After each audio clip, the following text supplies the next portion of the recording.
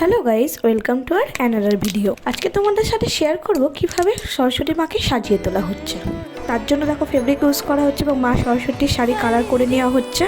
আর শাড়ির যে কারুকার্যগুলি সেগুলো পুরোটাই হাতে তৈরি করা হয়েছে এবং যেসব জুয়েলারি মা পরে আছে সেগুলো পুরোটাই কিন্তু হাতে তৈরি। এবার দেখো মায়ের চক্ষুদান করা হয়েছে, তারপরে একে একে লিপস্টিক পরানো হবে, সিঁদুর পরানো হবে, তারপরে মার রূপটা দেখবে। দেখো কি সুন্দরী না লাগছে না মাকে।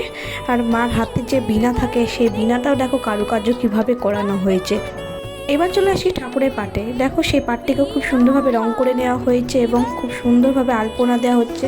এই আলপনা দেওয়ার পর এই পাটের সৌন্দর্য আরও খুব সুন্দরভাবে ফুটে উঠবে। দেখে নাও কি সুন্দর লাগছে পাটটা দেখতে এখন। এরপর মায়ের হাতে বীণা সেট করে দিবে, তারপরে বিভিন্ন জুয়েলারি পরা প্রায় কমপ্লিট হয়ে গেছে এবং মার রূপটা দেখো কি সুন্দরই না লাগছে মাকে দেখতে।